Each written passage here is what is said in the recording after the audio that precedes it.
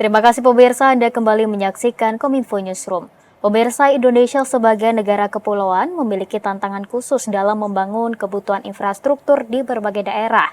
Pembangunan infrastruktur tidak melulu soal jalanan dan transportasi, namun juga pembangunan infrastruktur air yang berkelanjutan. Dan pemirsa, kebutuhan air bersih merupakan hak bagi semua warga Indonesia. Namun nyatanya di sejumlah daerah di Indonesia ini kebutuhan tersebut belum terpenuhi. Dan dalam gelaran World Water Forum ke-10 yang akan dilaksanakan pada 18 hingga 25 Mei mendatang di Bali ini diharapkan bisa menjawab pemenuhan kebutuhan akses air dari investasi pembangunan infrastruktur sektor air. Dan untuk mengetahui lebih dalam, saat ini sudah terhubung bersama kami Deputi Bidang Koordinasi Infrastruktur dan Transportasi Kemenko Marves, Bapak Rahmat Kaimuddin. Selamat malam Bapak Rahmat, salam sehat. Selamat malam Mbak Geria, salam sehat. Ya, terima kasih Pak Rahmat sudah bergabung bersama kami di Dialog Kominfo Newsroom. Pak Rahmat, saat ini kita membahas terkait pembangunan sektor air di Indonesia dan dalam event World Water Forum nanti apakah bisa berpulang untuk investasi Pak Rahmat. Nah, Pak Rahmat, kita tahu sendiri bahwa dalam membangun infrastruktur air khususnya di Indonesia ini memiliki tantangan tersendiri. Nah, kemudian selain lahan, apakah ada tantangan lainnya Pak Rahmat dalam membangun sektor air di Indonesia? Ya, terima kasih. Jadi mungkin sebelum kita bahas masalah-masalahnya ya, kita lihat dulu apa kebutuhannya ya, apa faktor-faktor yang mendorong ini. Jadi pertama tentunya tadi seperti disampaikan ya, air ini adalah salah satu kebutuhan dasar kita, sehingga perlu kita negara harus hadir juga untuk memfasilitasi, karena infrastruktur kan tadi bukan hanya jalan, bukan hanya listrik, tapi juga tentunya air ini juga dibutuhkan. Nah, kebutuhan air ini terus berkembang ya, dinamis. Kenapa? Karena penduduk kita juga berubah, ya, demografinya bertambah dan sebagainya. Kebetulan juga air ini bukan hanya untuk diminum ya, juga dibutuhkan dalam proses produksi. Jadi jika kebutuhan industri atau ekonomi kita naik, ini juga mungkin kebutuhannya juga akan bertambah. Nah, yang menjadi salah satu hal yang membuat kompleks lagi adalah karena ada perubahan iklim. Jadi biasanya misalnya sumbernya bisa berubah, ada sungai yang kering dan sebagainya. Jadi ini memang masalah yang kompleks ya, air ini masalah kompleks. Oleh karena itu kita harus terus proaktif. Jadi kalau apa aja yang harus kita antisipasi yang bisa menjadi masalah, tentunya pertama kita harus tahu apa yang kita mau buat ya. Jadi kita harus punya teknologi infrastruktur yang tepat sasaran. Kita mau bangun apa, mau bangun di mana, gitu, dan bagaimana bikinnya. Nah, di mananya tentunya di situ ada isu lahan. Yang kedua, karena ini kebutuhan dasar, sehingga air ini harus affordable, harus accessible, harus affordable. Jadi kita harus membuat proyek-proyek ini atau infrastruktur ini dibiayai dengan pembiayaan yang tepat. Mungkin nggak bisa 100% komersial gitu ya, dan mungkin jadi bisa mahal, nggak affordable. Jadi kita harus cari terus mix di mana pakai APBN misalnya, atau di situ bisa swasta. Dan yang terakhir juga ini biasanya karena ini proyek infrastruktur melibatkan banyak orang, bisa ada pemerintah dan swasta masuk, kita tentunya butuh regulasi-regulasi yang tepat, yang kuat, dan juga yang bisa ini ya, dinamis gitu ya, untuk memastikan bahwa proyek-proyek ini bisa terlaksana. Baik, memang selain lahan ada juga teknologi dan juga regulasi begitu ya Pak Rahmat yang harus diperhatikan agar bisa membangun infrastruktur di sektor air begitu ya Pak Rahmat. Betul. Kemudian ya Pak Rahmat, kemudian pembangunan infrastruktur sektor air ini sama halnya dengan pembangunan infrastruktur lain begitu yang membutuhkan biaya yang sangat besar. Nah, kemudian dalam event World Water Forum nanti di Bali, apakah bisa menjadi jalan pembuka dari pendanaan investasi swasta di sektor air di Indonesia, Pak Rahmat? Ya, jadi kita memang sudah punya pengalaman di berbagai sektor infrastruktur lain ya. Misalnya mungkin di zaman G20 itu kita banyak bicara misalnya infrastruktur kelistrikan hijau gitu ya. Jadi memang kebutuhan infrastruktur ini besar. Mungkin kalau air sendiri aja kita lihat untuk target nasional Indonesia Untuk clean water sanitation aja kita misalnya punya program 10 juta sambungan rumah. Itu bisa butuh investasi 123,4 triliun. Itu baru satu hal aja ya.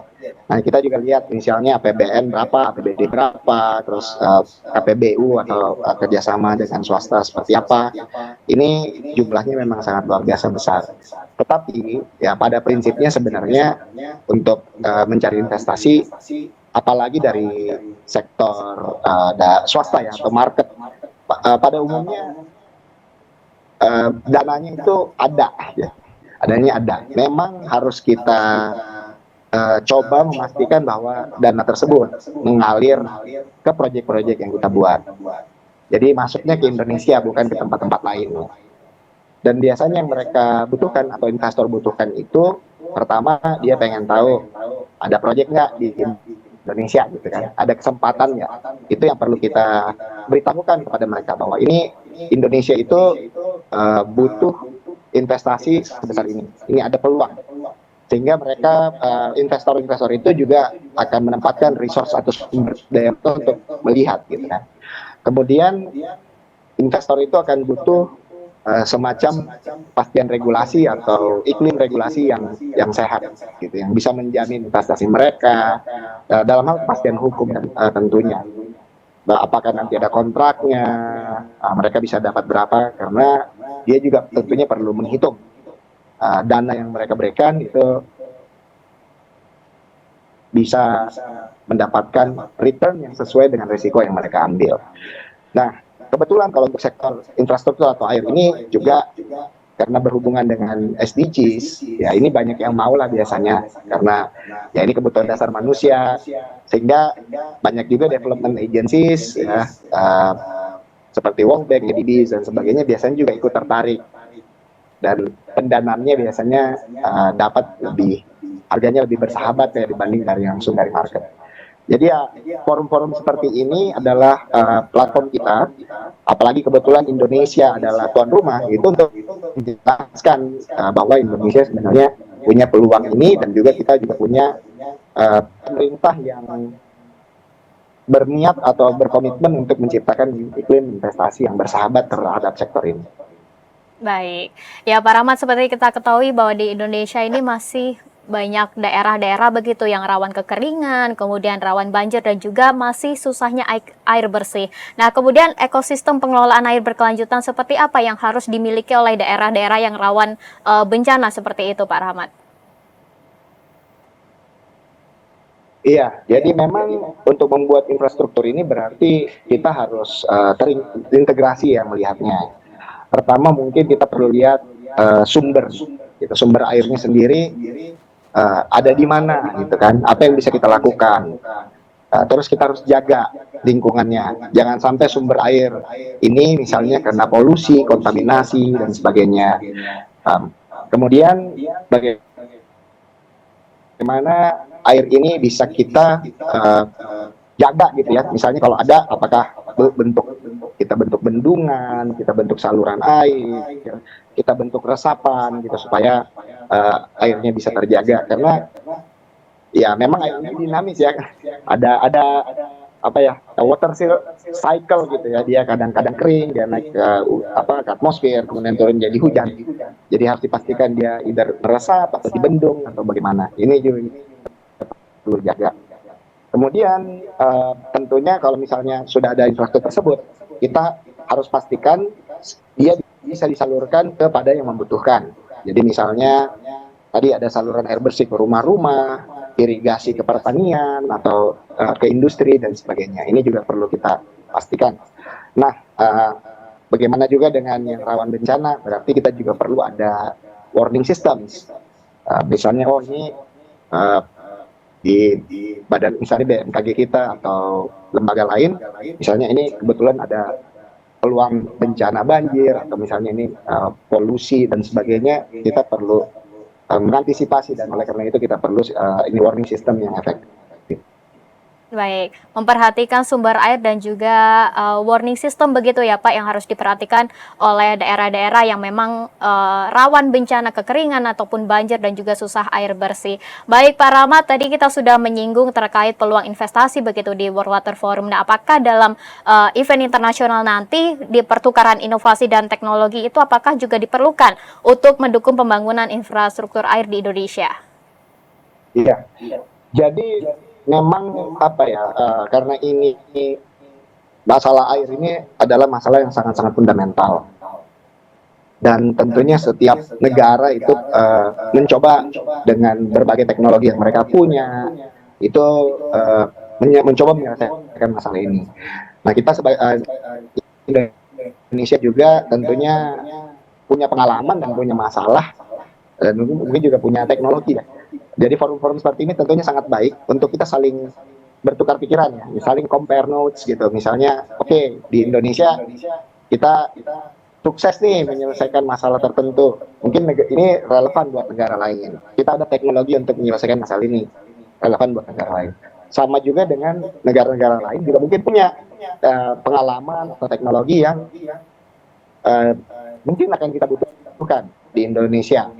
Nah, jadi dalam forum-forum yang seperti ini yang ya ibaratnya jarang-jarang terjadi ya, dan kebetulan kita sendiri punya kehormatan untuk bisa menjadi host. Ini peluang kita untuk mendapatkan manfaat sebanyak-banyaknya. Ya, bagaimana kita mendapatkan akses pengetahuan terhadap baik itu teknologi, baik itu inovasi, baik itu juga kebijakan yang sukses ya di negara lain, dan mungkin juga ada yang belum terlalu sukses, kita jadi tahu juga oh yang ini jalan, yang ini enggak. Kita sesuaikan dengan situasi yang ada di Indonesia. Baik, terakhir Pak Rahmat, bagaimana implementasi hasil-hasil kebijakan dari gelaran World Water Forum ke-10 mendatang ini bagi peningkatan SDM untuk kemajuan pengembangan infrastruktur air? Ya, jadi misalnya tadi ya kita udah tahu nih teknologinya, kita udah tahu inovasinya, kemudian dari Indonesia juga menciptakan regulasi, kebijakan, dan diimplementasikan dalam berbagai proyek-proyek. Tentunya akan sangat clear ya, dalam proyek-proyek itu dibutuhkan SDM-SDM yang bisa mengeksekusi ini dengan baik. Nah, jadi harapan kita tentunya kejelasan ya, apa yang kita akan lakukan, ini akan kita perlu sampaikan juga bahwa dibutuhkan misalnya ahli-ahli irigasi, ahli-ahli bendungan, ahli-ahli coastal engineers dan sebagainya yang bisa mendesain ini. Dan harapannya di forum-forum ini juga tadi kita bisa bertukar pikiran, bisa saling bertukar pengetahuan, dan mungkin bisa juga ada saling kirim-kirim orang gitu kan, kita belajar di negara mana dan sebagainya. Tapi harapan kita ke depan diskusi-diskusi mengenai atau forum-forum internasional mengenai infrastruktur, baik itu listrik dan hal air, dapat mendorong rencana jangka panjang kita, dan hopefully ya ini sesuai lah dengan tema kita, yaitu ya water for shared prosperity. Bagaimana kita bisa menggunakan air ini untuk kesejahteraan bersama. Baik, Pak Rahmat, tentunya kita berharap begitu ya Pak Rahmat, dalam forum internasional World Water Forum nanti bisa menjawab begitu pemenuhan kebutuhan akses air dari investasi pembangunan infrastruktur air di Indonesia, dan juga memunculkan investasi dan juga pertukaran inovasi dan juga teknologi seperti itu ya Pak Rahmat. Betul sekali, Bu. Baik, terima kasih Pak Rahmat selaku Deputi Bidang Koordinasi Infrastruktur dan Transportasi Kemenko Marves. Terima kasih Bapak sudah bergabung bersama kami di Kominfo Newsroom. Selamat malam dan salam sehat Bapak Rahmat.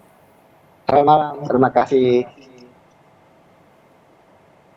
Dan pemirsa, kami akan segera kembali dengan informasi lainnya, tetaplah di Kominfo Newsroom.